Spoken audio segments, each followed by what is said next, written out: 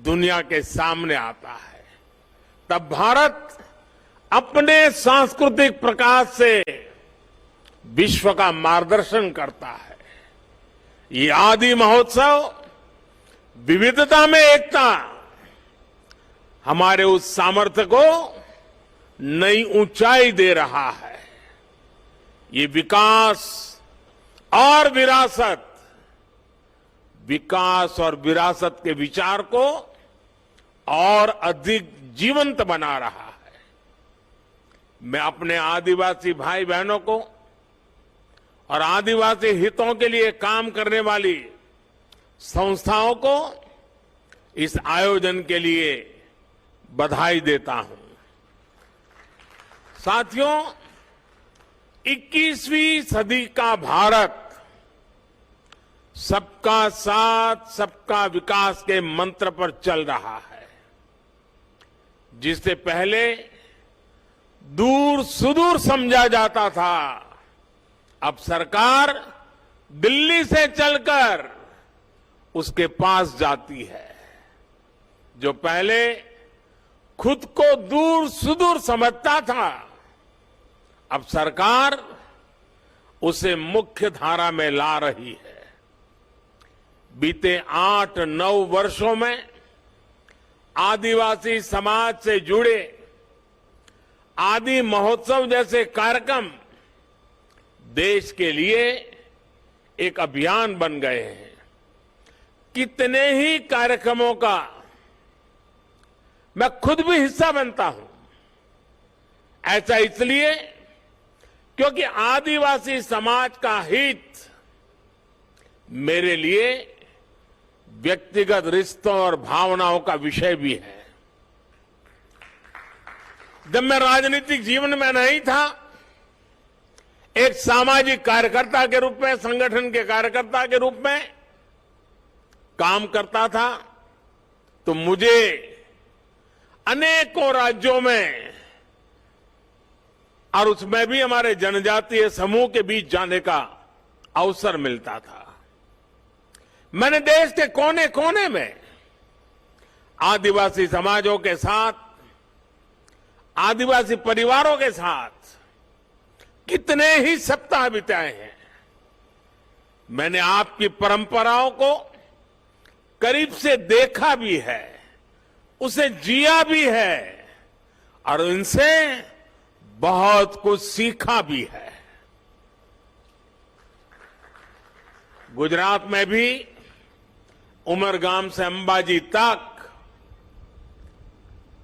गुजरात की पूरी पूर्वी पट्टी, उस आदिवासी पट्टे में जीवन के अत्यंत महत्वपूर्ण वर्ष मेरे आदिवासी भाई बहनों की सेवा में लगाने का मुझे सौभाग्य मिला था। आदिवासियों की जीवन शैली ने मुझे देश के बारे में, हमारी परंपराओं के बारे में, हमारी विरासत के बारे में बहुत कुछ सिखाया है।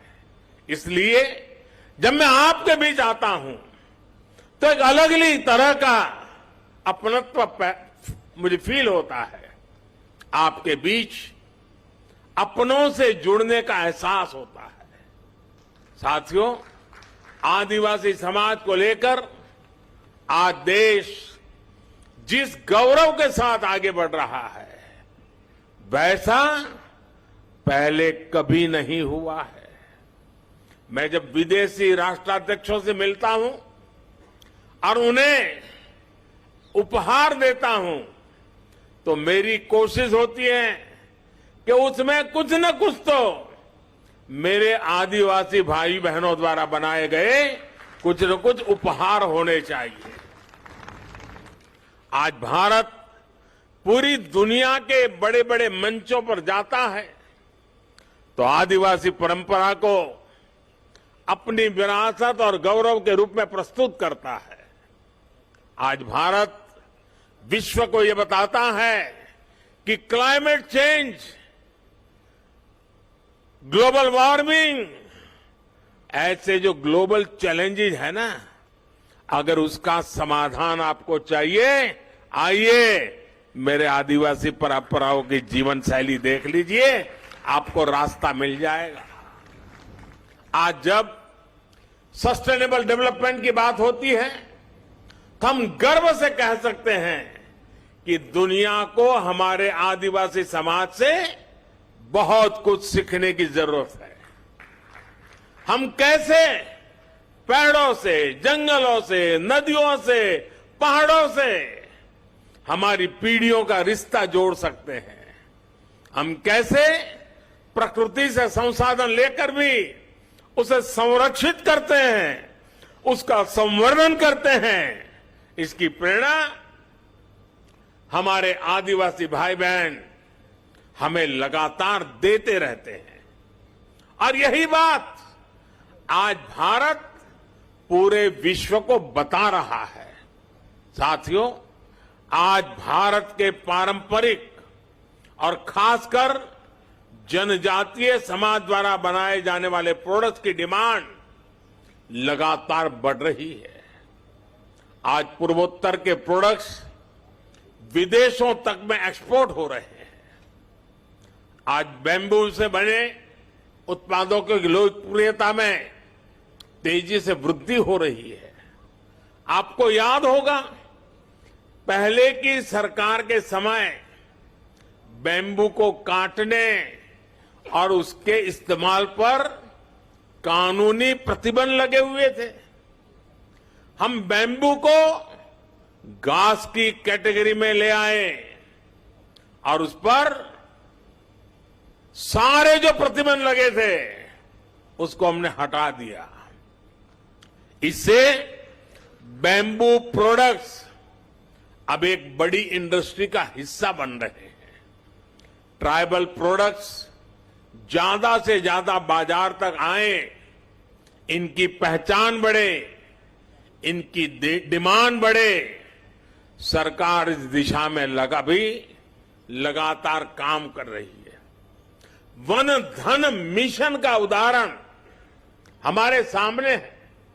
देश के अलग अलग राज्यों में 3000 से ज्यादा वन धन विकास केंद्र स्थापित किए गए हैं। 2014 से पहले ऐसे बहुत कम लघु वन उत्पाद होते थे जो एमएसपी के दायरे में आते थे। अब ये संख्या बढ़कर 7 गुना हो गई है। अब ऐसे करीब 90 लघु वन उत्पाद है जिन पर सरकार मिनिमम सपोर्ट प्राइस एमएसपी दे रही है। 50,000 से ज्यादा वनधन स्वयं सहायता समूह के जरिए लाखों जनजातीय लोगों को इसका लाभ हो रहा है। देश में जो स्वयं सहायता समूहों का एक बड़ा नेटवर्क तैयार हो रहा है, उसका भी फायदा आदिवासी समाज को हुआ है। 80 लाख से ज्यादा स्वयं सहायता समूह, सेल्फ हेल्प ग्रुप्स इस समय अलग अलग राज्यों में काम कर रहे हैं। इन समूहों में 1.25 करोड़ से ज्यादा ट्राइबल मेंबर्स हैं। उसमें भी हमारी माताएं बहनें हैं। इसका भी बड़ा लाभ आदिवासी महिलाओं को मिल रहा है।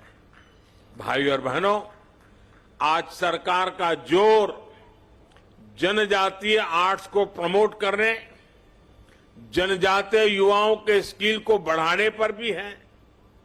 इस बार के बजट में पारंपरिक कारीगरों के लिए पीएम विश्वकर्मा योजना शुरू करने की घोषणा भी की गई है।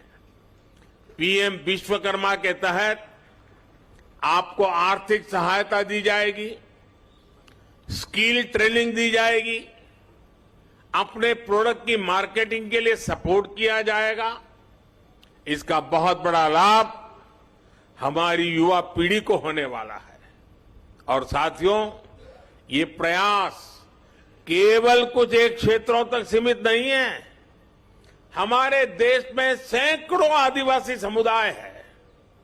उनकी कितनी ही परंपराएं और हुनर ऐसे हैं जिनमें असीम संभावनाएं छिपी है।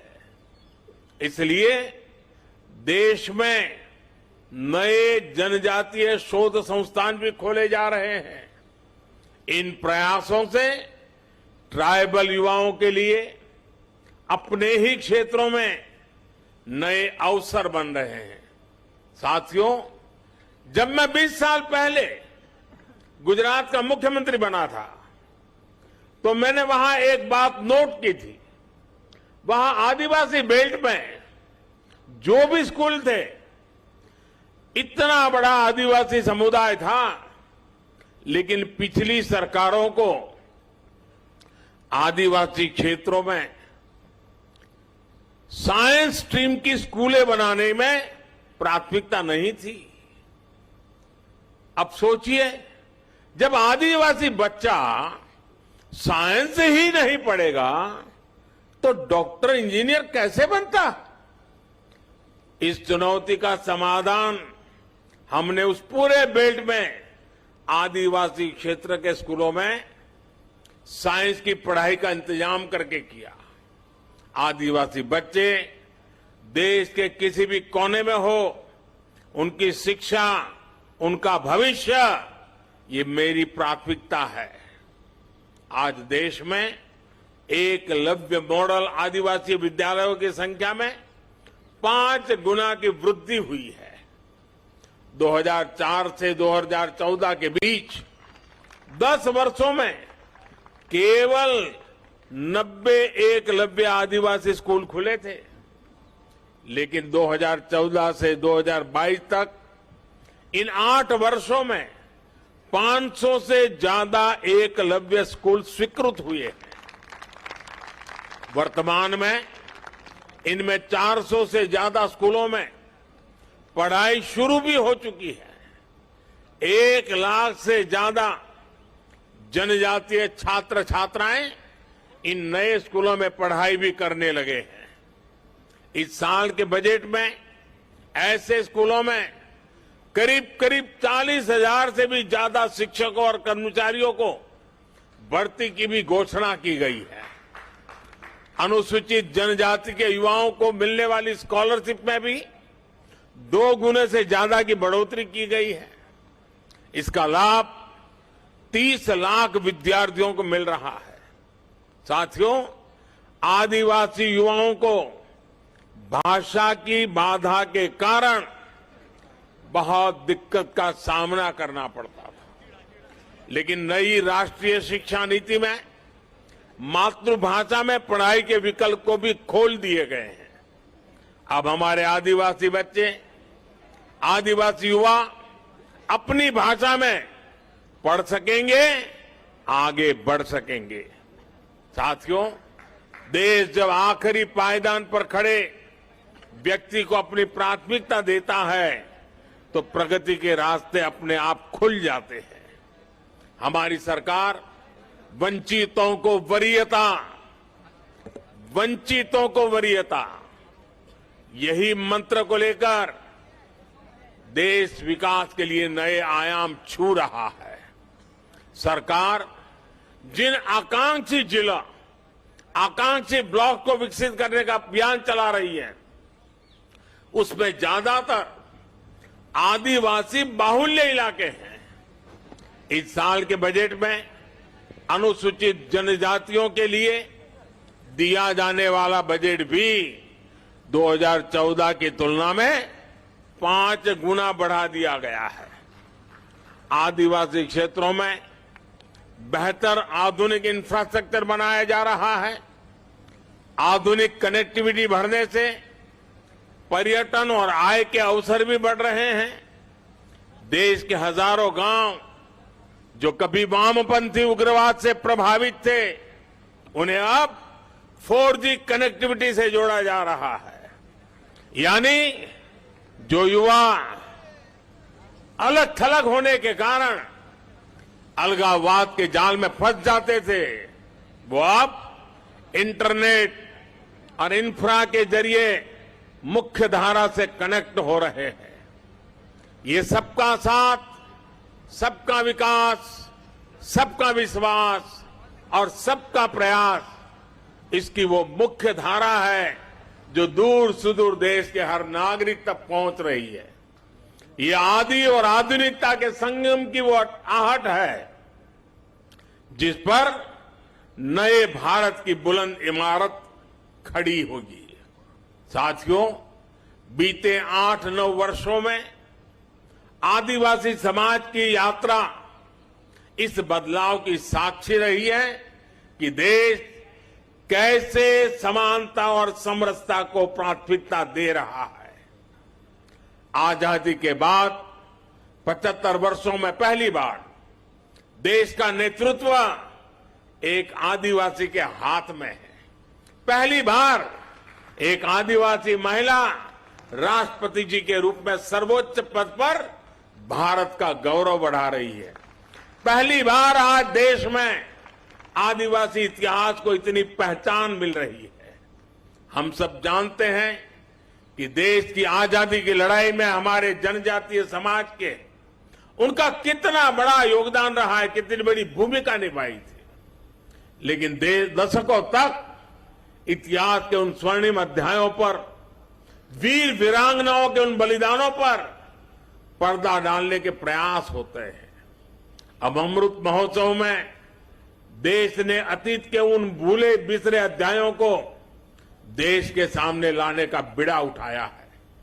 पहली बार देश ने भगवान बिरसा मुंडा की जन्म जयंती पर जनजातीय गौरव दिवस मनाने की शुरुआत की है। पहली बार अलग अलग राज्यों में आदिवासी स्वतंत्रता सेनानी म्यूजियम खोले जा रहे हैं। पिछले साल ही मुझे झारखंड के रांची में भगवान बिरसा मुंडा को समर्पित म्यूजियम के लोकार्पण का अवसर मिला था। ये देश में पहली बार हो रहा है, लेकिन इसकी छाप आने वाली कई पीढ़ियों में दिखाई देगी। ये प्रेरणा देश को कई सदियों तक दिशा देगी। साथियों, हमें हमारे अतीत को सहेजना है, वर्तमान में करते हुए भावना को शिखर पर ले जाना है और भविष्य के सपनों को साकार करके ही रहना है। आदि महोत्सव जैसे आयोजन इस संकल्प को आगे बढ़ाने का एक मजबूत माध्यम है।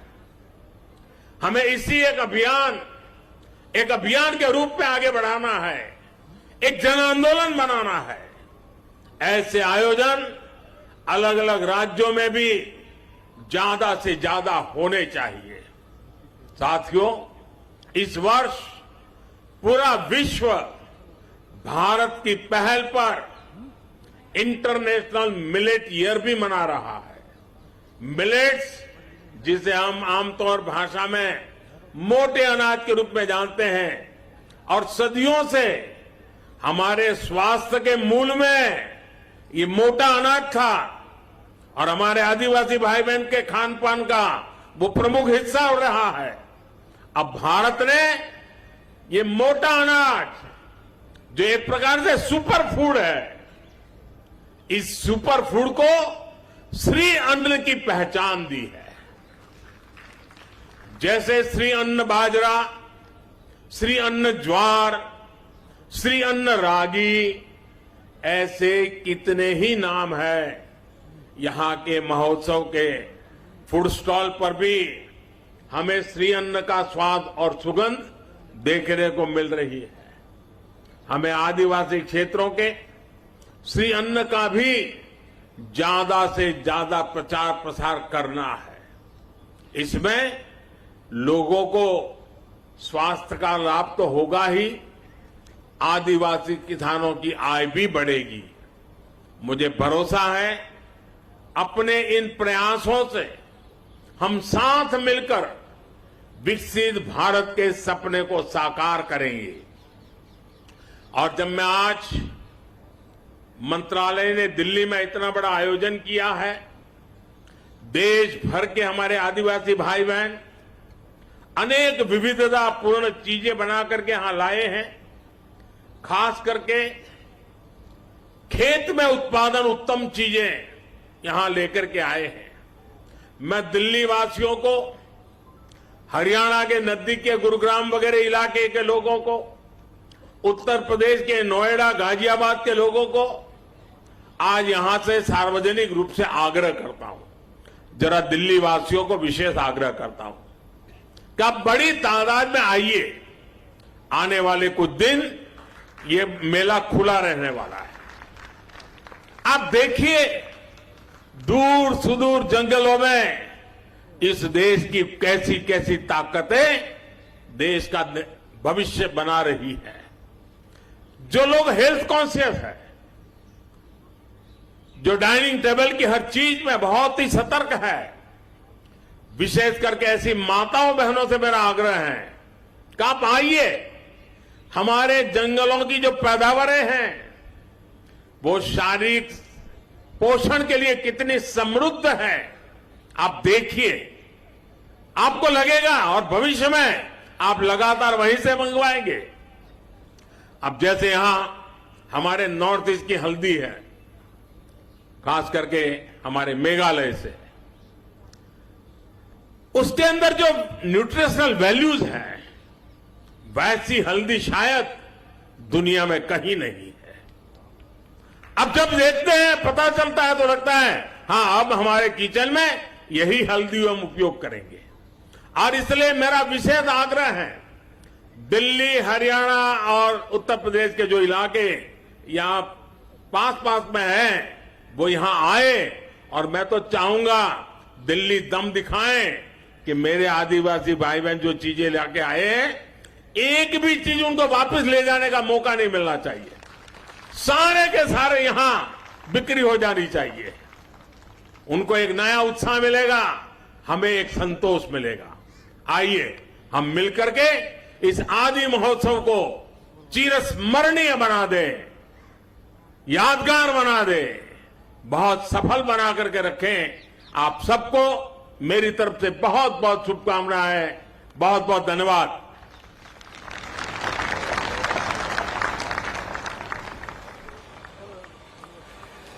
दिव्य सज्जनों, आइए हम सब अपने अपने स्थान पर खड़े होकर करतल ध्वनि से माननीय प्रधानमंत्री महोदय का आभार व्यक्त करें, उनके स्नेह के लिए, उनकी प्रेरणा के लिए, उनके उस नेतृत्व के लिए जो देश भर के जनजातीय समुदाय के भाइयों बहनों के जीवन में सुख के, समृद्धि के, सम्मान की नई रोशनी के रूप में आज हम उसका स्पंदन महसूस कर रहे हैं।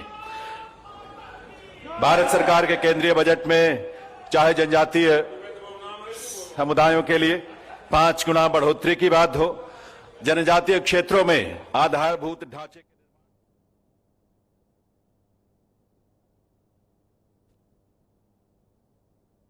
जो हम